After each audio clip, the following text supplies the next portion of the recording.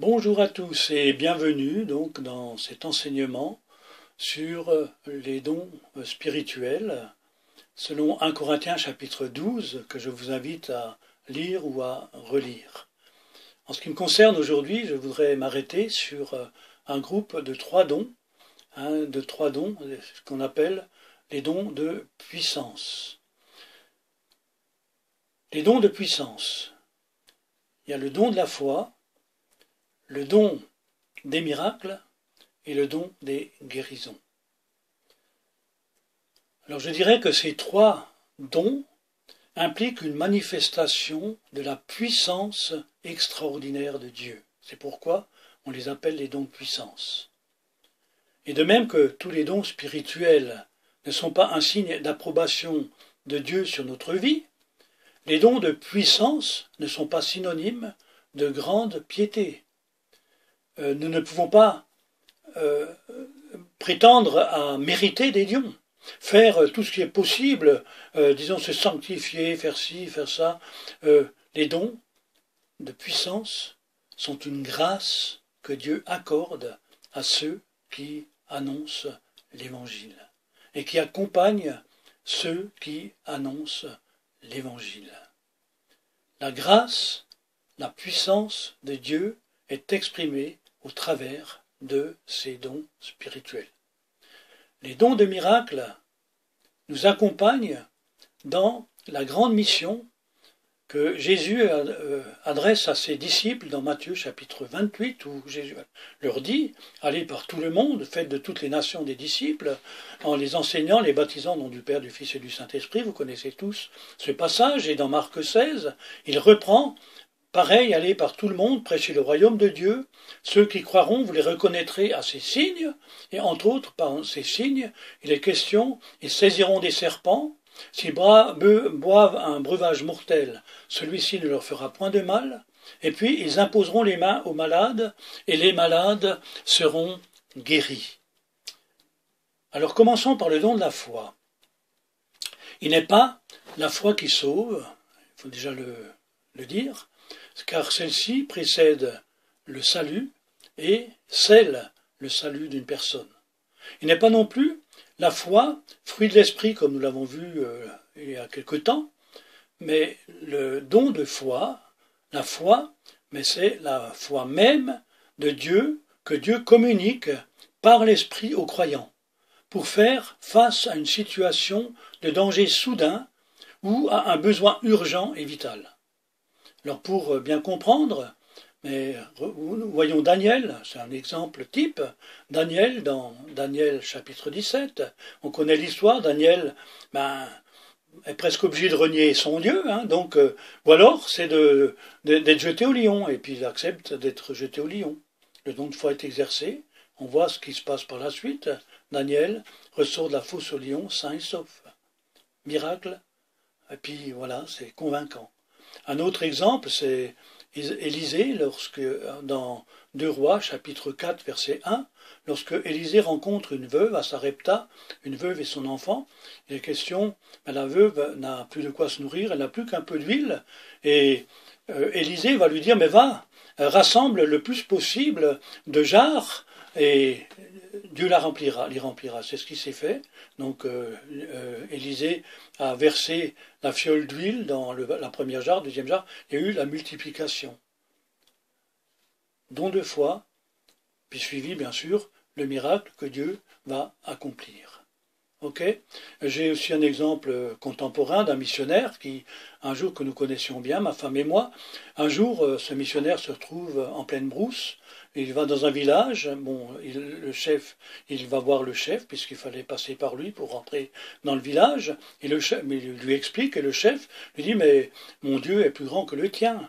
Et puis il appelle le sorcier, et puis il demande au sorcier, il lui dit, écoute, prépare-moi un breuvage mortel le plus fort possible. Et on va voir qui est le plus grand des dieux, qui a le plus grand Dieu. Et puis il le donne au missionnaire. Alors bon, le missionnaire est placé devant cela et qu'est-ce qu'il fait? Il boit le breuvage. Mais surprise, cela ne lui fait rien. Et le chef de considérer, de voir, de réaliser. Mais c'est vrai que ton Dieu est grand. et qu'est-ce que je dois faire pour connaître ton Dieu? Et puis il s'est converti, le sorcier pareil, et puis en même temps aussi bien tout le village, vous voyez, extraordinaire. Alors je dirais encore qu'il ne faut pas confondre le don de foi avec le don des miracles, car ça, on a tendance à le faire. Et je dirais que le don de foi compte sur le miracle, alors que le don des miracles, lui, les opère. Alors venons-en au don des miracles. Le don des miracles n'est pas le don des guérisons. Là encore, on fait souvent la confusion. Il y a souvent confusion. Et il faut savoir que chaque don est distinct et n'empiète pas sur l'autre.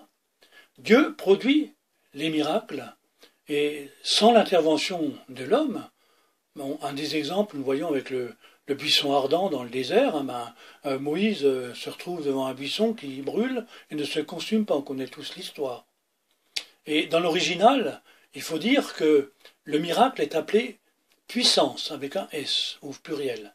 Et c'est, je le répète, une démonstration surnaturelle de la puissance de Dieu par laquelle les lois de la nature sont changées, suspendues ou contrôlées.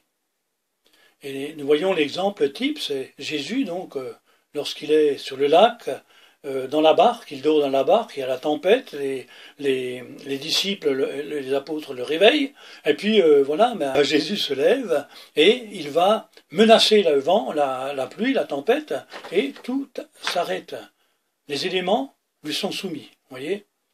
Ensuite, il y a le cas d'Élisée, on l'a vu tout à l'heure, qui exerce ce don de foi, et puis qui est suivi immédiatement par le miracle de la multiplication de cette huile. Et je dirais que le miracle est un signe de la puissance, de la présence déjà, et de la puissance de Dieu, et que le miracle est là pour parler aux personnes qui sont en face ou qui le vivent, et pour démonter justement l'incrédule.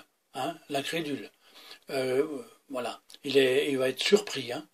Alors on constatera ensuite que le don des miracles est mis en évidence, est beaucoup plus en évidence, dans l'Ancien Testament plutôt que dans le Nouveau. Et dans l'Ancien Testament, il est justement utilisé comme un signe de la présence et de la puissance de Dieu, de Yahvé. Les prophètes qui accomplissaient un miracle prouvaient aux yeux de tout le peuple qu'ils venaient de Dieu et qu'ils détenaient la puissance de Dieu. Les guérisons, puisque je dis que les miracles ont une prédominance dans l'Ancien Testament, dans le Nouveau Testament, nous voyons des miracles, mais nous y voyons beaucoup plus aussi les guérisons, d'où la manifestation du don des guérisons. Pourquoi? Parce que Dieu est révélé comme Dieu d'amour dans le Nouveau Testament. Un Dieu d'amour qui a compassion et qui aime justement et compassion pour ce peuple qui souffre. D'accord? Alors nous voyons beaucoup de miracles s'accomplir dans le Nouveau Testament, et il est question bien sûr de guérison, et de guérison au pluriel justement. Pourquoi? Parce que Dieu guérit toutes les maladies. Et on voit donc dans tout le ministère de Jésus, on voit les aveugles qui voient, on voit les estropiés, les boiteux qui se remettent à marcher, les paralytiques, on voit les sourds qui entendent, la fièvre qui tombe, ainsi de suite, l'épileptique qui est délivré. On voit tout cela au travers du ministère de Jésus. Et j'aimerais dire aussi que dans le mot salut, c'est exactement la guérison de l'esprit, de l'âme et du corps. Donc notre esprit est guéri donc dans la nouvelle naissance, et puis bien sûr il y a encore l'âme et il y a le corps, et le don des guérisons concerne aussi bien l'âme que le corps, le physique, le spirituel et le mental. Et tout cela, Dieu le sait et il donne justement la guérison aux hommes et aux femmes en ce qui concerne les trois éléments, esprit, âme et corps. Dans les évangiles, encore, nous avons justement l'exemple de Jésus. Je pense que là, c'est le meilleur exemple, hein, et voir comment Jésus pratiquait et comment lui allait en Galilée. Et nous pouvons lire ce passage dans Luc au chapitre 4, verset 40, où il est dit « Jésus parcourait toute la Galilée, enseignant dans les synagogues, prêchant la bonne nouvelle du royaume et guérissant toute maladie et infirmité parmi le peuple. » Et nous savons que 1/5 du texte des évangiles est consacré au ministère de guérison de Jésus et des discussions que ce ministère provoquait. Jésus guérissait les malades et il a ordonné à ses disciples, et il les a formés d'ailleurs, on sait qu'il en a envoyé une fois 12, puis 70, et que ceux-ci revenaient tout enthousiasmés. Ah, les malades sont guéris, même les démons sont chassés. Hein, c'est extraordinaire, donc on voyait ce ministère se répandre au travers des disciples. Et c'est pourquoi je dis le don des guérisons est d'une importance capitale. Et il est donné à ceux qui le demandent. Il se manifeste le plus souvent, c'est vrai, par l'imposition des mains, puisque c'est ce qui est dit aussi dans la parole de Dieu. Il se manifeste autrement aussi, mais le plus souvent par l'imposition des mains. Et je voudrais aussi rajouter que Marc 16 nous précise, ceux qui croient, ils imposeront les mains aux malades.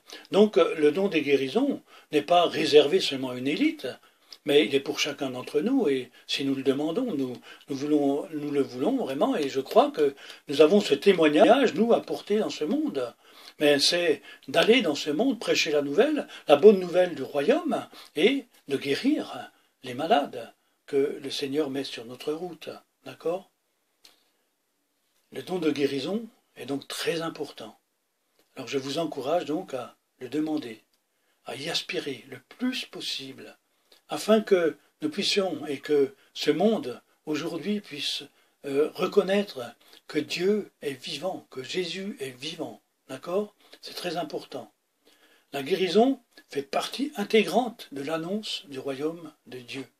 Et d'ailleurs, vous voyez que, en conclusion, je voudrais vous dire aussi et vous rappeler que les dons de puissance, donc les 3, sont donnés non pas pour faire une démonstration de puissance, mais sont toujours donnés dans le but d'édifier, dans le but d'affermir, le but de guérir, le but d'amener les personnes à la conversion. D'accord ?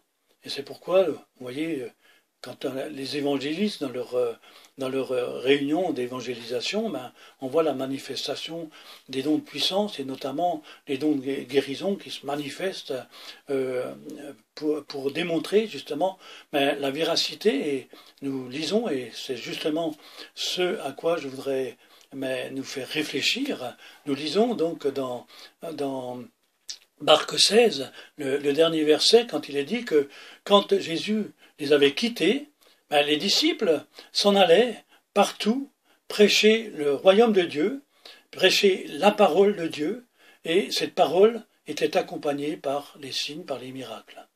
Et je pense qu'aujourd'hui, ça n'a pas changé, et nous sommes les disciples d'aujourd'hui, nous